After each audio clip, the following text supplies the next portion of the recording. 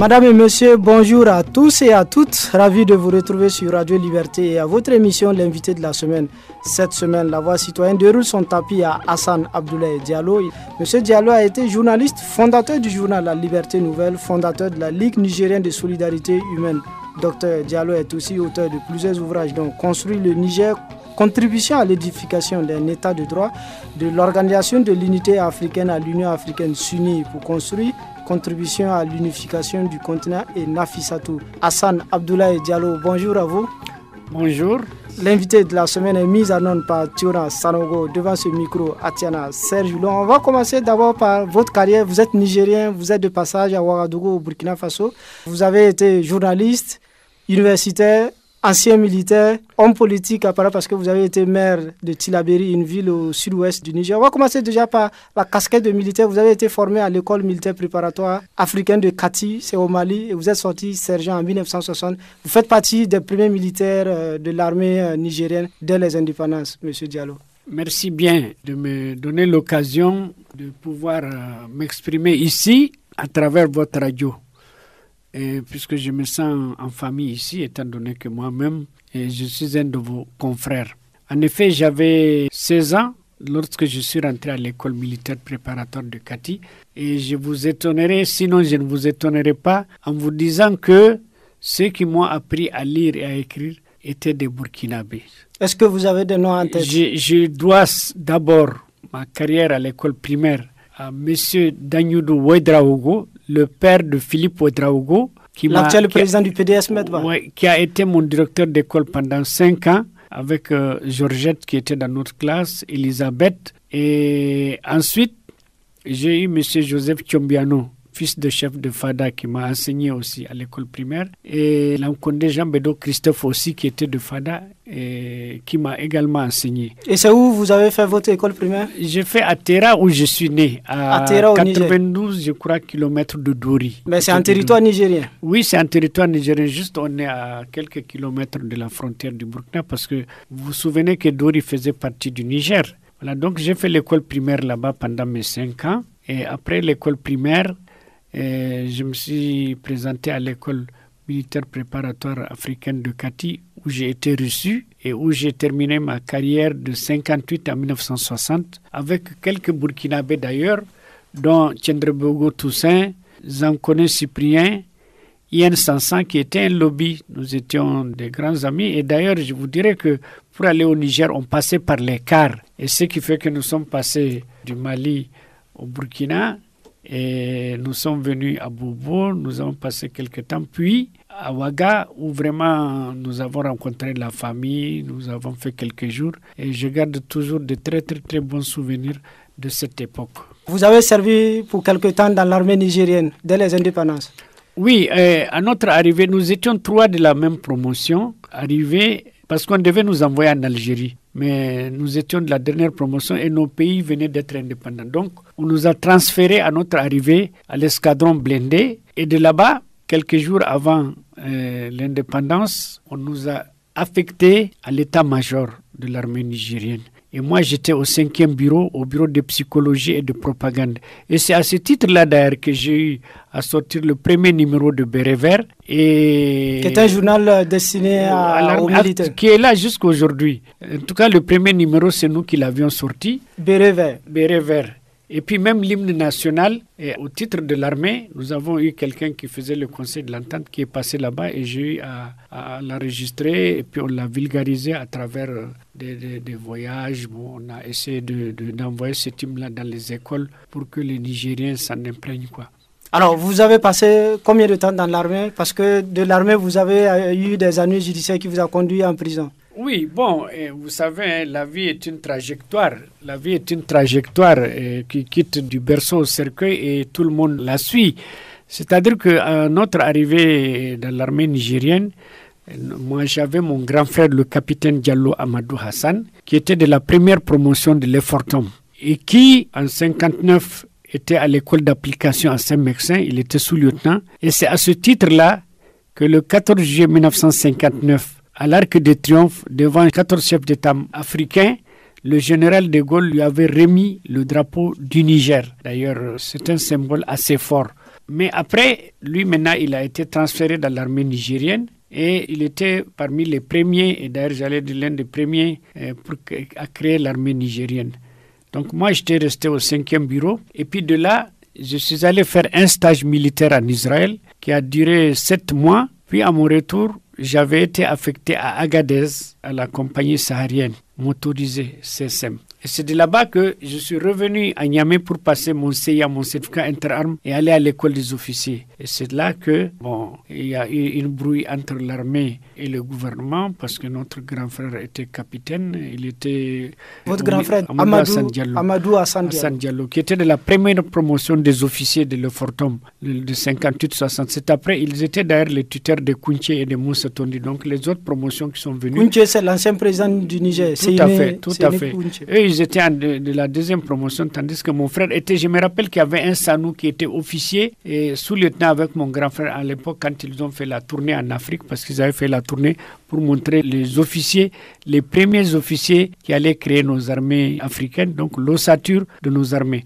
Donc de là-bas, on nous avait taxé d'avoir voulu faire un coup d'État et le grand frère a été arrêté et j'avais un autre frère qui était magistrat qui a été arrêté, moi aussi, avec plusieurs camarades militaires et le 25 mai 1900, nous avons été arrêtés en 1963, moi j'étais arrêté le 12 décembre 1963 et en 1965 nous avions été jugés à Tilaberi où nous avons écopé des peines comme dans tout procès. Le grand frère était condamné à mort avec, ils étaient 4 avec Zodi Ikia, Madougou Namaro et un autre qu'on appelait Garba Sangaré. Et nous avons écopé la perpétuité. Donc, un de mes grands frères qui était magistrat a écopé la perpétuité. Et, hélas, il est mort en prison, en détention. Et moi, j'ai effectué mes 6 ans de cellule. Vous avez passé 6 ans en détention? 6 ans en détention. Puis, j'ai été libéré après mes 6 années. Et j'ai continué ma carrière parce que quand je suis ressorti, je suis reparti encore à l'information, au ministère de l'Information parce que... Vous avez commencé à exercer le métier de journaliste? Oui, tout à le métier de journaliste. Et j'animais une rubrique, des rubriques à l'époque qu'on appelait Ville et Village, l'opinion, etc., etc. Alors, on va rester sur l'aspect militaire. Un peu 50 ans aujourd'hui, quand vous regardez un peu les aspects, le militaire à l'époque et le militaire d'aujourd'hui avec les défis, comment vous faites une lecture comparée de ces époques-là avec le statut de militaire? Bon, vous savez que tout évolue dans le temps et dans l'espace. Mon père, qui était un ancien de Verdun, et qui a fait les Dardanelles, les chemins des dames, et qui était un grand blessé de guerre, c'était une autre époque, c'était la Première Guerre mondiale. Maintenant, nos grands frères qui ont fait l'Indochine et l'Algérie, c'était une autre époque. Et nous, notre temps est venu. Bon, maintenant, avec les indépendances, les choses ont changé, et les États ont créé leur propre armée, et les États se gèrent à travers leurs forces de défense et de sécurité. Mais le problème qu'il y a aujourd'hui, c'est que j'avais tout à l'heure d'ailleurs montré un de mes cahiers de l'école militaire à un officier burkinabé et mes carnets de notes de 58-60. Ce n'est pas la même chose, tout simplement parce que ce n'est pas la faute de l'armée, mais c'est le monde qui a évolué. Vous savez qu'aujourd'hui, il y a la technologie. Donc, on n'a plus besoin des muscles. On a surtout plus besoin de la tête, de la science pour gérer l'armée. Et ce qui fait que je le dis parce que j'ai la chance de donner des conférences aux Prytanées militaires à Niamey, à l'école des officiers. Et je dis souvent aux citoyens que lorsqu'on n'a pas franchi la porte pour aller chez les porteurs de tenue, il manque quelque chose encore dans la vie. C'est comme quelqu'un qui n'a pas voyagé. Parce qu'il y a 3 choses qui vous donnent des leçons. La prison, j'en ai effectué. Les voyages, j'ai été faire un stage en Israël pendant 7 mois, je vous ai dit. Donc j'ai pu voyager. Et ensuite, j'ai fait la caserne.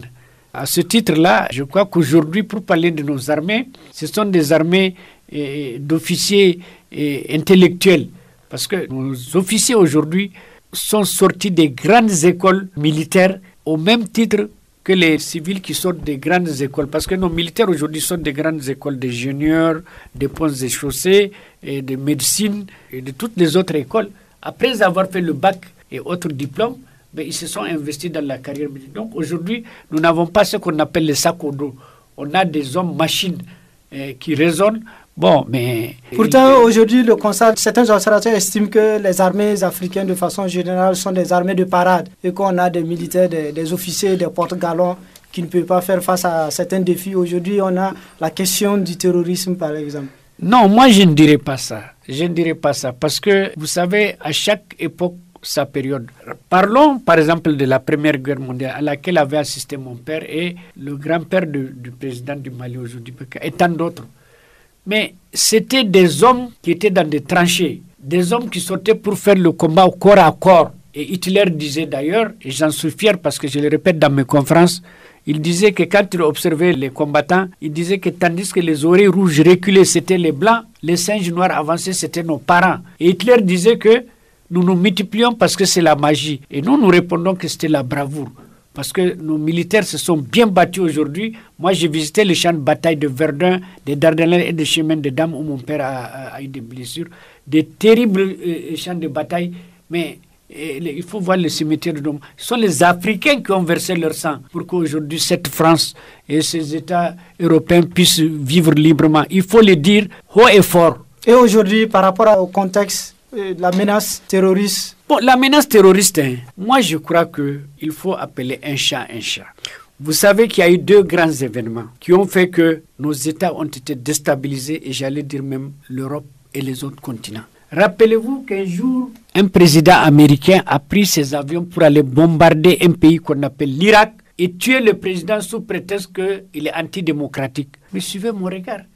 Lorsqu'on bombarde un État démocratique, parce que tous les États ont leur label de souveraineté. Et à l'intérieur de l'État, c'est comme dans une maison, on se gère comme on entend. Et de quel droit peut-on prendre un fusil ou un avion pour aller tuer des gens qui sont de l'autre côté? Au nom de la démocratie. Mais la démocratie, écoutez, nous avons défendu l'Europe. C'est grâce à vos grands-pères, à vos parents aujourd'hui que l'Europe vit. Je l'ai dit haut et fort.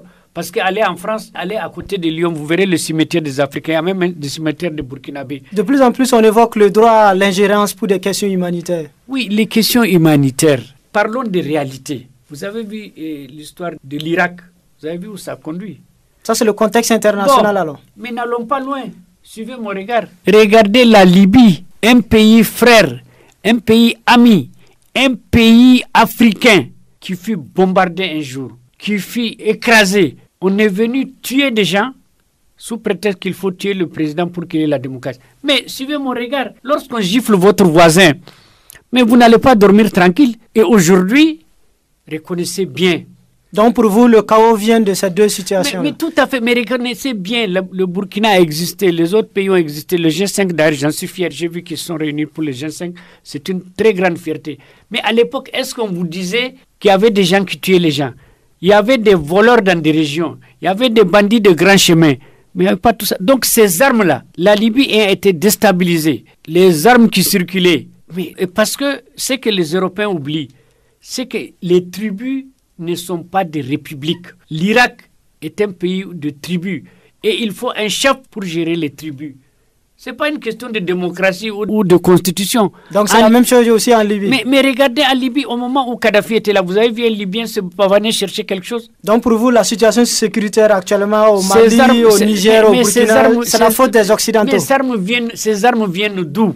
Mais écoutez, quand on vient vous casser la gueule, casser votre maison et tout, il y a toujours un qui va se sauver pour aller casser la gueule à celui qui a... C'est ça qui a mené ça. Parce que je ne vois au nom de quoi peut-on prendre un avion pour aller bombarder un pays, tuer son président et dire que c'est là. Mais nous en souffrons parce que nous sommes voisins. Et aujourd'hui, le Niger, effectivement, est un pays voisin de la Libye. Mais nous sommes voisins du Burkina aussi. Nous sommes des parents, nous sommes une même famille avec le Burkina et le Mali. Il ne faut pas qu'on essaie de tourner. Mais les Allemands et les Français, ils se sont bien cassés la gueule. Ce sont nos parents qui ont sauvé les Français. Mais aujourd'hui, les Allemands et les Français, ils se donnent la main. Ils mangent ensemble, ils discutent parce qu'ils ont quelque chose en commun. Pourquoi nous, les Africains, on cherche toujours à nous diviser, à s'aimer la zizanie chez nous, à nous traiter de je sais pas quoi, après nous avoir volé toutes nos richesses d'ailleurs. Et je trouve que nous devons faire attention. Nous devons faire attention parce que nous sommes la mère de l'humanité. Nous sommes le continent où l'être humain a vu le jour, y compris les Blancs. Parce que les Blancs, même si à force d'avoir circulé, ils sont partis dans le froid, ils sont devenus Blancs. Mais ils ne sont pas plus que nous. Ils ne sont pas nés ailleurs. Ce sont des êtres humains. Maintenant, ce qu'il faut que nous nous organisions aussi. Pour ceux qui viennent de nous prendre en marche, sachez bien que vous êtes sur Radio Liberté 92.8 et vous êtes à votre émission, l'invité de la semaine. Cette semaine, Hassan Abdoulaye Diallo est notre invité. Il est docteur en sciences politiques, il est journaliste, fondateur du journal La Liberté Nouvelle, fondateur de la Ligue nigérienne de solidarité humaine. Docteur Diallo est auteur de plusieurs ouvrages dont Construire le Niger, contribution à l'édification d'un état de droit, de l'Organisation de l'Unité africaine à l'Union africaine s'unit pour construire une contribution à l'unification du continent et Nafissatou. Docteur Diallo, on va refermer le chapitre de la lutte contre le terrorisme. Juste un mot, parce que votre pays, le Niger, a connu des rébellions. Les Touaregs, aujourd'hui, la parenthèse semble être fermée. On parle plus, le Niger semble être plus ou moins stabilisé sur ces questions internes. Oui, mais écoutez, ce n'est pas qu'au Niger seulement. Regardez la France. Nous avons les Corses, les Basques et les Alsaciens qui refusent d'être français, mais que les Français leur cassent la gueule pour qu'ils deviennent français. Nous, ce qui s'est passé chez nous, vous savez, nous sommes des nomades. Et nous, les nomades, en général, nous sommes loin de l'administration. Et à un moment, certains de nos frères se sont sentis frustrés et ils ont pris le maquis. Et moi, l'image que je donne, c'est comme lorsque quelqu'un mange 3 fois par jour et un autre reste 3 jours sans manger, il y aura toujours, il y a bagarre, il y a la question de la répartition des richesses. Et je me souviens qu'à la conférence nationale à laquelle j'ai assisté pour défendre le dossier des Nigériens à l'extérieur, c'est moi qui ai commencé à parler de la diaspora. C'est moi qui ai demandé qu'il y ait une structure, un haut conseil au pays et des conseils à l'intérieur des pays autres pour que nous nous organisions pour aller vers le pays, avoir toute notre place. Et c'est à cette conférence-là, qui a duré 3 mois d'ailleurs, que j'avais dit que lorsqu'on prend le déjeuner de quelqu'un à midi, le matin il ne dit rien, à midi on rebisse, le soir, si vous voulez manger sa part, vous allez vous chamailler. Et que si dans une communauté, comme dans une famille, si chacun a sa part, chacun connaît ses droits et accomplit ses devoirs. Il n'y a pas de problème. Donc, vous avez vu qu'aujourd'hui... Donc, au Niger, la question est réglée. La question est réglée d'autant plus que les Touaregs, qui sont une partie prenante du Niger, une partie entière prenante du Niger, sont venus se réconcilier avec moi, devant moi-même, avec le président Tanja à Agadez. On les a vus descendre avec leurs armes lorsque Kadhafi leur disait de revenir. Ils sont venus rendre leurs armes, ils sont restés au pays, ils se sont intégrés. Aujourd'hui, ce n'est pas étonnant de voir qu'un Touareg est Premier ministre, un Touareg est chef d'état-major adjoint ou quelque chose de ce genre, un Touareg est haut commandant de quelque chose. C'est tout à fait normal. Ce qui n'est pas le cas par rapport à la situation malienne où apparemment ils ne sont pas intégrés. Il y a eu cette question d'insécurité à partir de la rébellion Touareg.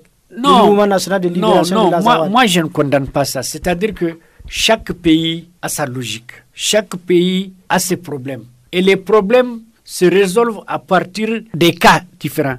Le Mali est comme le Niger. Nous sommes un pays frère. Nous avons la frontière commune.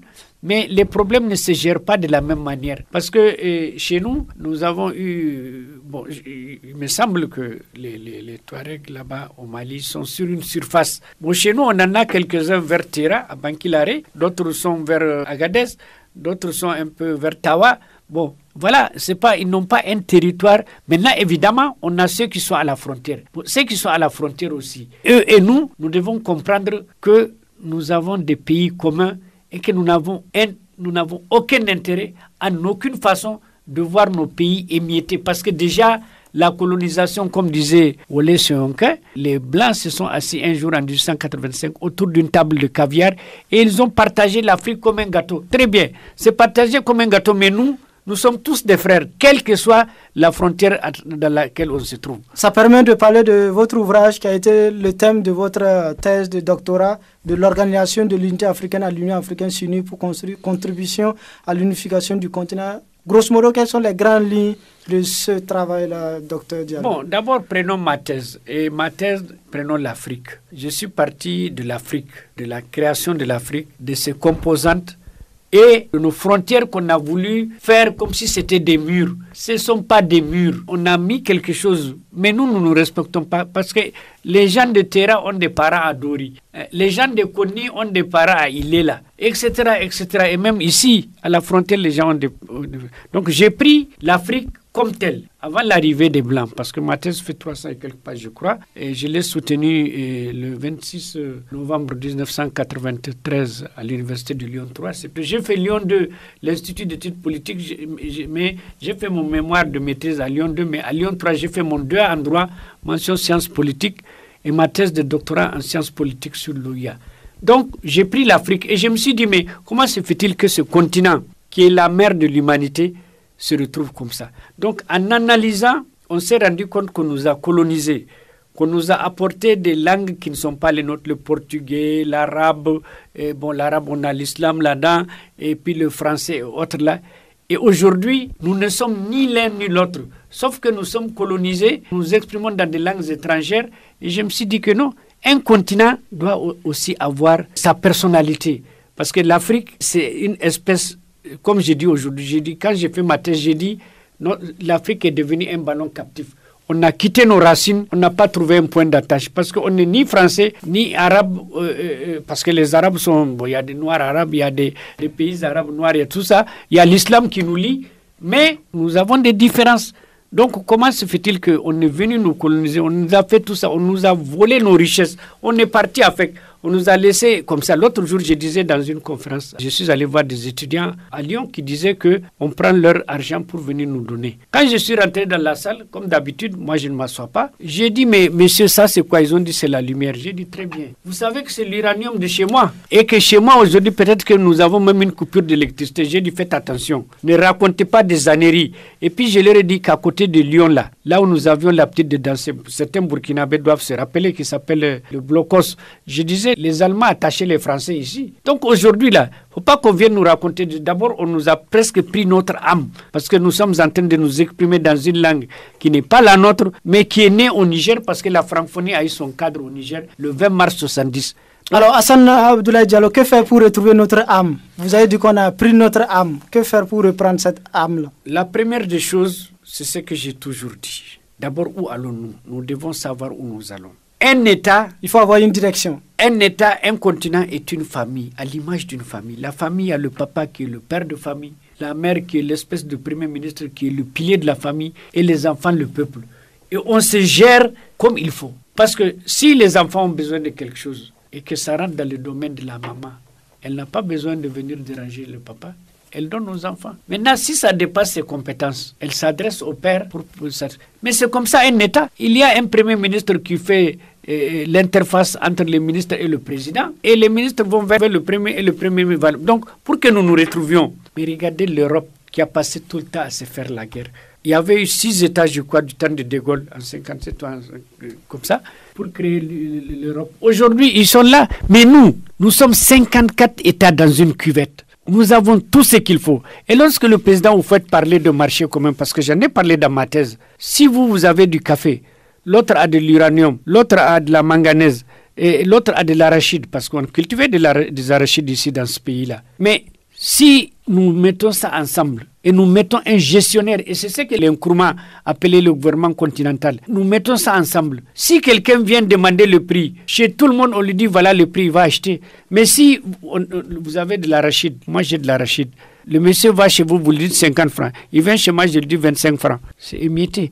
La première des choses, c'est que nous devons nous tenir. Donc vous êtes pour l'unité du continent. C'est pourquoi j'ai fait une thèse là. Mais tous mes livres, c'est construire, construire, construire. Parce que j'en ai souffert de voir que l'Afrique aujourd'hui, qui a tout ce qu'il faut. Parce qu'aujourd'hui, vous parliez même tout à l'heure des militaires. Nous avons tout. Nous avons des richesses humaines et des richesses naturelles. Mais nous devons mettre tout ça ensemble. Un marché commun panafricain, ça peut se faire. Une route transafricaine, si on avait eu l'idée d'en parler à De Gaulle avant les indépendances. Mais nous, qu'est-ce que nous voulons? Chacun veut avoir son drapeau, sa république, son pays, et comment dirais-je, sa voiture, et son bureau. Mais c'était colonial, ça.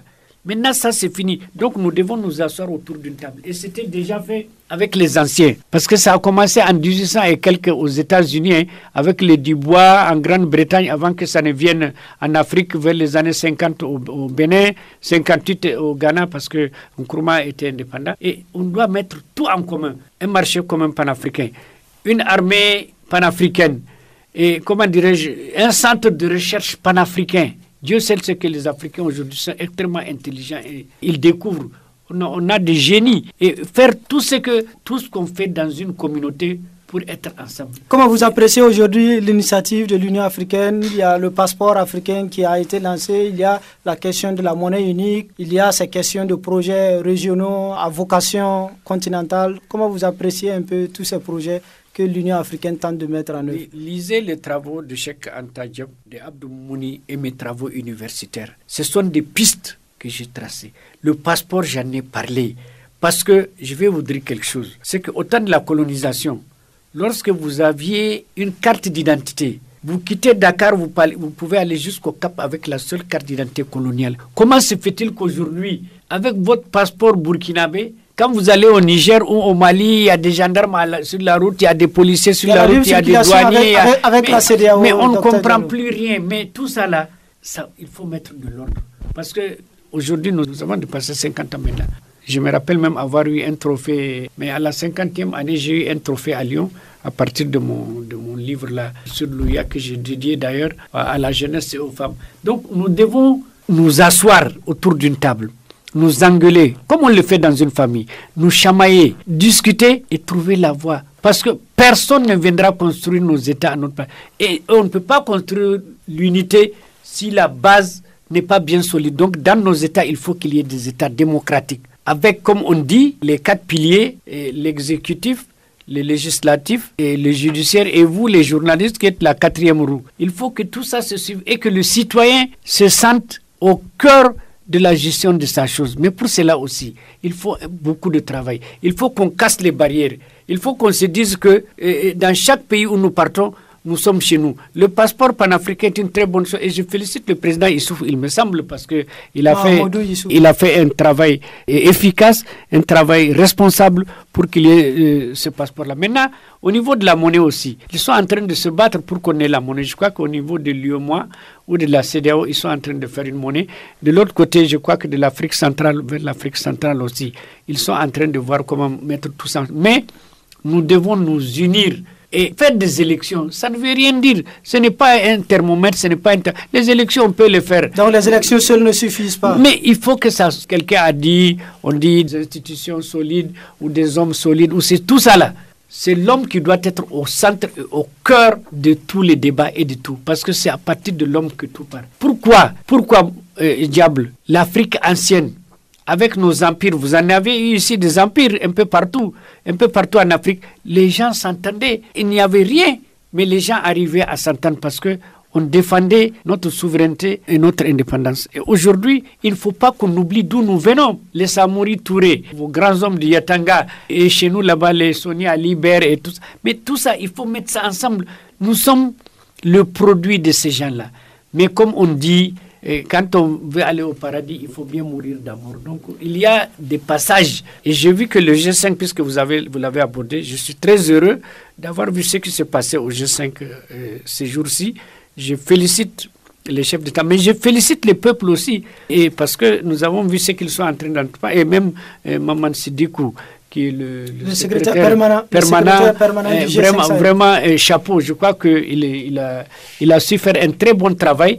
Et puisqu'il a été comme le Mais la question du G5 Sahel pose problème parce qu'il n'y a pas de financement. Les États africains tendent la main, ils attendent que le financement vienne de l'extérieur. S'il vous plaît, si quelqu'un finance vos condiments, est-ce que vous êtes libre?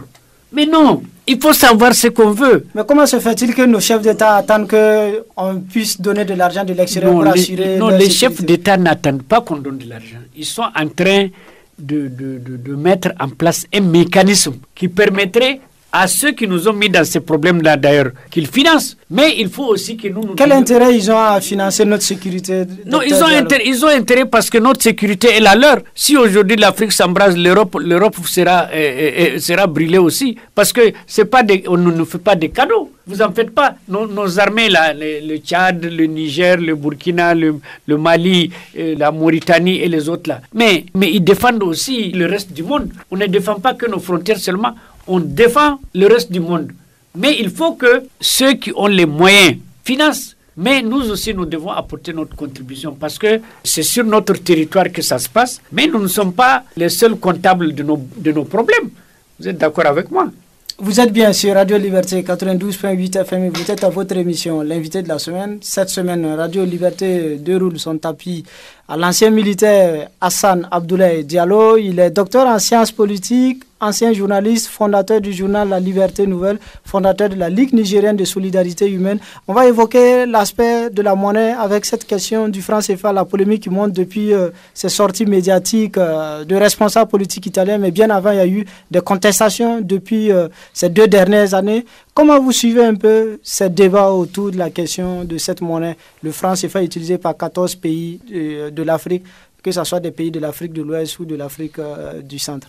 Bon, c'est une question quand même qui nous interpelle tous. Pardon, vous vous rappelez que j'ai écrit un article il n'y a pas longtemps sur le franc CFA intitulé « La France, l'Afrique et le franc CFA » qui a même été traduit en anglais, il me semble. Je crois que la monnaie, l'argent, c'est le nerf de la guerre. Or, les références de souveraineté, c'est d'abord les frontières, la protection de la population et la monnaie. Et ensuite vient le reste. Parce que quand on dit protection de la population, c'est la sécurité. La sécurité dans tous les sens. Aussi bien sécurité par les physique que sécurité alimentaire. Et cette monnaie-là, il est bien possible que nous la fassions. Parce que nous la contestons, puisque le franc CFA, il est fait à Chamalières, vers chez les Giscard et les Chirac. Valéry Giscard. Et les pièces de monnaie sont faites à Pessac, à Bordeaux, où je suis resté, les pièces de franc CFA à l'époque. L'euro est fait en Allemagne. Je ne sais pas si c'est en souvenir des Allemands qui ont colonisé les Français ou non, ça c'est pas mon affaire. Mais tout ce que je sais, c'est que la monnaie est le socle d'une souveraineté d'un État. Et il est possible que nous fassions notre monnaie. Parce que ce sont les richesses. Vous vous rappelez, et si vous ne le rappelez pas, moi je l'ai dit, en 1958, le général de Gaulle a pris l'or de l'Afrique ici. On est allé avec Antoine Pinet, un maire qui est à côté, pas très loin de la région lyonnaise. Et c'est lui qui était le premier ministre. Ils ont fait le franc lourd, le franc français, le franc lourd et tout ça avec notre or. Donc, pourquoi nous contestons le franc CFA? Lorsque vous, le Burkina, vous vendez une richesse, une catégorie de richesse ou une vos richesses à la Chine, eh bien, le prix est versé dans la Banque de France. Donc, le Burkinabé ne voit que du feu. Ensuite, il faut payer un certain nombre, un pourcentage. À l'époque, c'était 100%, 75%. Il faut qu'on vous défalque 50%. Mais le problème, c'est qu'on ne vous donne pas ce que vous voulez. C'est comme celui qui vous donne vos condiments, c'est qu'il veut. Si vous avez besoin de 1000 francs, il vous donne 500 francs, ce n'est pas normal, puisque c'est votre argent. Bon, ensuite, dans le conseil, j'ai entendu quelqu'un dire que ce n'est pas ça. Dans le conseil d'administration, on a un Français, celui qui a une voix prépondérante. C'est-à-dire que les 14 États là, quand ils décident, lorsque le Français décide, c'est fini. Mais on est où? Et pourtant, ceux qui soutiennent le franc CFA disent que ça aide l'économie de ces pays africains, ça permet de soutenir la croissance et l'inflation. Mais pourquoi les Français sont venus à l'euro? Ils n'avaient qu'à rester au franc français. À l'époque, ils avaient le franc. Pourquoi ils ont changé? Nous, il nous faut changer notre monnaie. Et pour cela, il faut qu'on s'entende. Parce que Dieu merci, l'Afrique n'est pas n'importe quoi. C'est la mère de l'humanité. Nous avons des cerveaux ici, nous avons des érudits, nous avons des richesses. Aujourd'hui, on ne peut rien nous apprendre. Notre seul problème, c'est que nous n'arrivons pas à nous mettre ensemble. Et là, on accuse les Européens. Je dis non, les Européens sont partis. Aujourd'hui, c'est entre nous. Donc, ce qui fait qu'entre nous, on ne s'entend pas. Non, il n'y a pas de leaders, comme vous l'avez cité, comme Kwame Nkrumah, pour pouvoir faire de telle sorte qu'on puisse aller à l'unité africaine. Quelqu'un comme Sankara avait bien voulu faire la monnaie, les Sékou ont voulu en faire, les Nkrumah ont voulu en faire, et tant d'autres encore, les Olympios, et tout ça. Bon, ils sont partis, mais parce qu'ils sont partis. Mais la vie n'est pas finie, l'histoire continue, leur œuvre continue. Il faudrait que, maintenant, nous nous ressaisissions, nous nous réveillons pour que nous puissions faire notre propre monnaie. Parce que nous avons nos richesses et nous ne pouvons pas toujours dépendre. Mais il y a des pays qui ont fait leur monnaie. Des pays comme le Cambodge, c'était des pays qui étaient colonisés par les Occidentaux. Ils ont leur monnaie. Les Chinois ont leur monnaie et les Nigériens ont leur monnaie. Tant de pays ont leur monnaie. Pourquoi en Afrique nous ne pouvons pas nous mettre ensemble pour créer notre monnaie? Parce que nous avons les moyens. Et je pense que tant que nous n'aurons pas une monnaie commune, nous ne pourrons pas être indépendants. Quoi qu'on dise. Parce que il vaut mieux, on dit, ce qui t'appartient, c'est mieux que ce qui nous appartient. Oui, Comment vous appréciez la proposition, du moins l'initiative des 5 chefs d'État du G5 Sahel, Roch-Marc Christian Kaboré, Ibrahim Boubacar Keïta, Mahamadou Issoufou et Mohamed Ould Abdelaziz, qui ont souhaité la création d'une compagnie aérienne commune aux 5 États? Je suis tout à fait d'accord. Et d'ailleurs, dans ma thèse, j'ai évoqué la belle mort d'Air Afrique. Nous avons la nostalgie d'Air Afrique à l'époque. Mais le problème d'Air Afrique, c'est que ça avait été mal géré. Or, dans chaque entreprise, il faut une gestion saine. Le Sénégal vient d'acheter un avion, je crois, pour aller en aéroport. Bon, c'est bien. Maintenant, il nous faut effectivement, c'est vrai, un moyen de transport panafricain et faire en sorte que nous avancions pour qu'on arrive à capter les autres États aussi, afin qu'on crée une espèce d'Air Afrique, c'est-à-dire, je ne sais pas comment on va l'appeler, mais quand même des moyens de transport panafricains. Parce qu'aujourd'hui, nous sommes grugés. Lorsque vous prenez Air Turquie d'ici, vous voulez aller au Niger, il faut aller en Turquie d'abord pour revenir. C'est comme à l'époque, comme je l'ai dit dans mon mémoire sur l'Agence panafricaine d'information. J'ai soutenu un mémoire là-dessus à l'université de Bordeaux 3. Et je disais que c'est RFI qui nous apprend ce qui se passe sous nos lits, alors que nous, le temps que nous le sachions. Mais si on avait notre outil de travail, là je m'adresse à vous les journalistes, notre outil de travail, qui est l'Agence panafricaine d'information, on allait remonter les informations de chaque pays à chaque capitale et ensuite on les envoie au siège de la PANA et tout le monde est au courant. Il y a eu l'initiative de Africa numéro 1, malheureusement, ça a fait long feu. Oui, vous savez, les choses disparaissent parce qu'il n'y a pas beaucoup de bonne volonté. Et en plus, parce qu'on n'y croit pas. On n'y croit pas, il n'y a pas de bonne volonté, on ne met pas les moyens. On laisse toujours ça à quelqu'un. Mais une affaire commune est une gestion commune. Aujourd'hui, il faudrait que l'Afrique ait une télévision panafricaine. On en a plusieurs maintenant. On a des chaînes de télévision qui se réclament panafricaines. Qui appartiennent à l'Union africaine même. Mais vous pouvez créer une radio panafricaine, mais vous ne représentez pas l'Union africaine. Non, c'est-à-dire que vous êtes un Africain libéral qui veut créer quelque chose. Mais l'Union africaine doit créer une télévision, une radio, une armée africaine, puisque nous avons les mêmes frontières. Et nous devons créer un centre de recherche panafricain. Aujourd'hui, on serait loin. Les Africains font des découvertes. Et ensuite, il y a un problème qui me tient à cœur, c'est le problème de la diaspora que j'ai défendu toute ma vie. Il faut que nos frères et nos parents qui sont à l'extérieur viennent au pays s'investir, parce que ce que je vous raconte est très important, parce que l'idée qui m'a poussé à demander, à défendre le dossier des Nigériens à l'extérieur, c'est parce que tout ce que vous achetez ici, là, ce sont nos outils que nous jetons.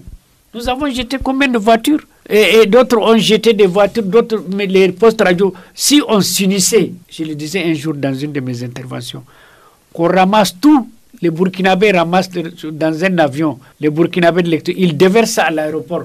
Tout celui qui prend, très bien, ne serait-ce qu'à l'aéroport. Mais on vient vous vendre nos affaires que nous jetons là-bas. Tout simplement parce que les Blancs ont les moyens de les amener. Non, nous devons réfléchir. En plus, il faudrait que nos frères de l'extérieur aient un regard et un œil, comme je l'ai vu dire à la conférence, un ministère qui s'occupe d'eux et des députés qui sont leurs yeux. Pourquoi?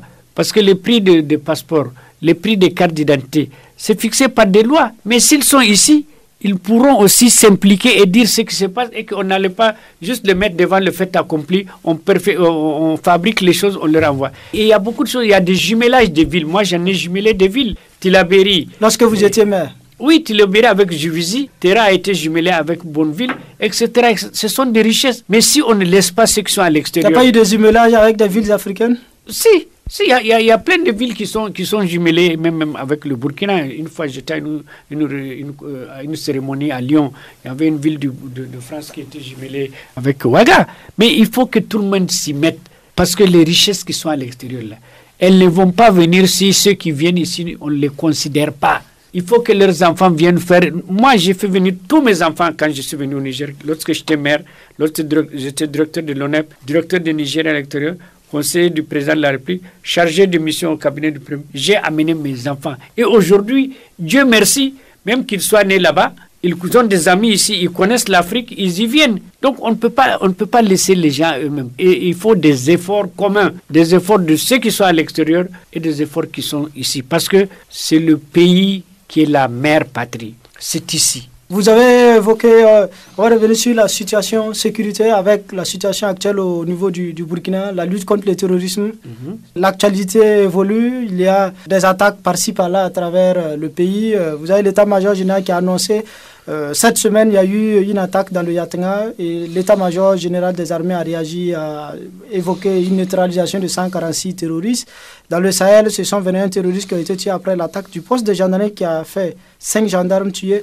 Globalement, sur la menace terroriste au Burkina, qu'on considère de l'extérieur, on estime que le Burkina est devenu le maillon faible dans la lutte contre le terrorisme. Quel est votre commentaire sur cette situation d'ensemble au niveau du Burkina? Bon, moi je vais dire simplement que c'est une situation générale. Parce qu'à l'heure où je parle là, il y a eu quelque temps, chez moi au Niger, avec les incursions de Boko Haram. À Difa, on a tué des pauvres innocents. Au Mali, on en tue. Il n'y a pas qu'au Burkina. Je vous ai dit que c'est l'histoire de la Libye qui a conduit à tout ça. Parce qu'avant, l'Africain ne pouvait pas prendre un couteau et égorger son frère. Donc maintenant, il faut que nous nous ressaisissions, que d'abord nous sensibilisons les populations pour leur faire comprendre l'intérêt de la nation, l'intérêt de la République, l'intérêt du drapeau. Je disais un jour à des Nigériens, quand on m'a envoyé pour aller régler des problèmes au Ghana, un jour, je disais entre les ressortissants et les gens de l'ambassade, je suis allé gérer un problème qui a été très bien compris. J'ai dit, ce drapeau-là, il n'est pas là pour vous les fonctionnaires, il est là pour la population nigérienne qui se trouve au Ghana. Si la population n'est pas là, ce drapeau-là ne sera pas là. Donc, reconnaissons à notre drapeau notre République. Et il n'y a pas deux drapeaux, il n'y a pas deux républiques, il n'y a pas deux nations, il n'y a pas deux États. Mais il y a deux populations, ceux qui sont à l'extérieur et ceux qui sont à l'intérieur, mais qui tous ont comme pour socle la République. Donc, je pense que ce sont des... D'abord, il faut une sensibilisation. Et je félicite, et tout en déplorant les morts, ça se fait partout d'ailleurs, aussi bien chez nous, au Mali, un peu partout, dans toutes les régions. Il y a des fous, des hommes sans foi qui tuent des pauvres innocents. Mais j'ai lu aussi l'action des militaires parce que j'ai cru comprendre que l'armée est en train vraiment de gagner du terrain et puis de se débarrasser d'une bonne partie de ces gens. Maintenant, il appartient aux populations d'apporter leur concours, de contribuer, de dénoncer. On n'a pas dit de dénoncer n'importe comment, mais d'aider. Parce que moi, j'ai des contacts avec mes anciens étudiants qui sont officiers sur les fronts. Nous échangeons souvent. Je leur dis, n'ayez jamais peur. La République vous regarde. Et c'est vrai. Parce qu'un soldat, il appartient au peuple et à la République. Et si tout est organisé, si on fait en sorte qu'on n'abandonne pas, on ne délaisse pas nos militaires, qu'on leur donne le matériel qu'il faut, les outils qu'il faut, la formation qu'il faut, il n'y a pas de problème. Je pense que nous arriverons à bout de tout ça. Mais alors, la situation de sécurité qui crée des tensions communautaires, on a eu les événements de Yirgou, Bassalogo, je crois que vous avez suivi, au chiffre officiel de 49 morts à la suite de l'assassinat du chef de Yirgou, un village de la commune rurale de Bassalogo dans le centre-nord. Des organisations de la société civile évoquent entre 110 et 210 morts. Et le collectif contre l'impunité, les stigmatisations contre les communautés évoque un bilan de 210 morts, des massacres contre des peuples exclusivement. Comment vous avez suivi un peu ces événements de Bassalogo dans le centre-nord? D'abord, je présente mes condoléances aux parents des victimes qui ne le méritent pas. Je déplore cette situation et j'avoue que nous avons été estomaqués. On vient tuer des citoyens. Bon, ce qu'il faut, c'est que nous sommes dans un état de droit et que tout se sait, que ça soit 5, que ça soit 20, que ça soit 40. Ceux qui ne sont pas là, on connaît le nombre puisqu'ils sont morts. Dans tous les pays du monde, il y a ce qu'on appelle la justice. Il faudrait que la justice fasse son travail. Mais il y a une chose qu'on doit comprendre, c'est que la justice aussi, elle fait partie des instruments de l'État. Parce que c'est comme nous les journalistes. Lorsque j'étais journaliste de l'État, on nous insultait. On disait que vous êtes des griots de l'État. J'ai dit oui, mais c'est celui qui me paye mon salaire. Si je vais aller contre celui qui paye mon salaire, je vais avoir des ennuis. Donc même la justice, il n'y a pas de super-hommes venus d'ailleurs. Ce sont des citoyens comme vous et moi, les citoyens lambda. Mais là, comme dans chaque œuvre, comme dans chaque communauté, il y a des gens qui sont conscients, il y a des gens qui ne sont pas conscients, il y a des gens qui font leur boulot, il y a des gens qui ne le font pas. Mais on ne peut pas prendre tout un monde pour dire que telle institution n'est pas bonne, telle institution est mauvaise, ainsi. Et puis, ce sont des événements imprévisibles. Parce que les tueries, ce sont des choses graves qu'on ne doit jamais pardonner et excuser dans tous les pays du monde, sous tous les cieux du monde. Donc, il y a un processus. Lorsque les droits sont piétinés, il y a un processus.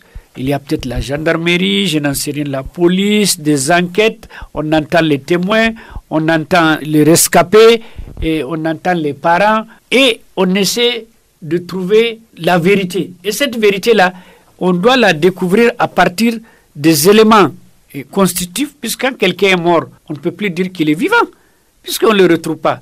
Maintenant, il y a aussi les mécanismes juridiques. Et maintenant, la justice intervient à des différents niveaux. Parce que, bon, moi, c'est vrai que j'ai fait du droit, mais je ne suis pas un juriste, je suis un politologue. Donc, les mécanismes juridiques appartiennent aux juges et à l'État et à la loi. En quelques mots, comment faire pour prévenir, comment faire pour gérer ce genre de situation en rapport avec les événements de Yirgou, à votre avis? Pour gérer ça, les tensions communautaires, les conflits communautaires, comment faire pour sortir de ce cycle? Pour sortir de ce cycle, nous devons dire que nous avons une communauté de destin. Que lorsque les gens vivent dans une surface donnée, ils doivent s'entendre. Ils ne doivent pas aller à l'excès. Parce que ce n'est pas une question de communauté ou de ceci. C'est une question de personnes. Parce que dans chaque communauté, comme dans chaque groupe, on peut trouver des bons et des mauvais. Dans chaque famille, des fois, il y a un enfant qui est turbulent, l'autre il vole, l'autre chipe, l'autre... Bon, et la famille est l'image de la communauté. C'est qu'il faut. Il faut d'abord sensibiliser les gens. Il faut que le pouvoir approche les gens pour leur dire que nous avons une communauté de destin. Et que si un citoyen disparaît, c'est nous tous qui disparaissons, nous en souffrons. Qu'il n'y a pas de catégorie de citoyens, de citoyens d'en bas ou de citoyens... Ensuite, il faut qu'on maintienne le rythme, qu'on aille visiter les gens, que les élus descendent en souterrain pour voir les populations, discuter avec elles, et puis que chacun prenne... Parce qu'il y a des maires, il y a des conseillers, il y a des préfets et des sous-préfets, je n'en sais rien, des gouverneurs, des ministres, mais comment on va assassiner des gens, les gens ne sont pas au courant. Donc l'État doit jouer son rôle. Tout à fait. L'État doit jouer parce que l'État est le premier à en souffrir, puisque l'État est gardien de nous tous. Et c'est nous qui avons mis l'État en place. Et je disais d'ailleurs un jour, j'ai dit par exemple, un chef d'État, il a tellement à faire, parce que moi je ne suis pas un chef d'État. Je ne le suis pas, je ne l'ai pas été, je ne le serai pas. Même si j'étais conseiller de chef d'État, je ne suis pas dans sa tête. Tout ce que je sais, c'est que chaque responsable pense toujours, chaque seconde, à ce qu'il fait. Un trésorier, il est toujours en train de penser aux centaines de sous qu'il a là-bas. Un chef d'État, il doit penser à toutes les populations chaque seconde, peut-être même au détriment même de sa famille. Parce que la famille d'un chef d'État, d'un ministre, d'un dirigeant, d'un député, c'est d'abord la population. On va s'arrêter là pour aujourd'hui. L'invité de la semaine s'achève.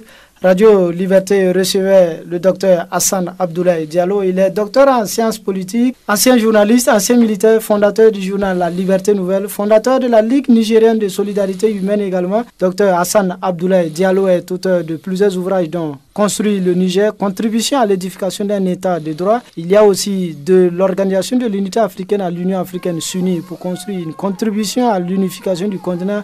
Et il y a Nafissatou et le dernier ouvrage itinéraire d'un ancien combattant. Dédié à mon papa et aux anciens combattants d'Afrique.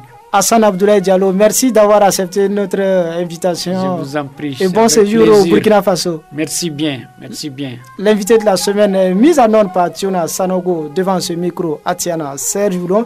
Rendez-vous très prochainement sur Radio Liberté 92.8 FM pour un nouveau numéro de l'invité de la semaine. En attendant, bonne suite de programme sur la 92.8 FM, La Voix citoyenne.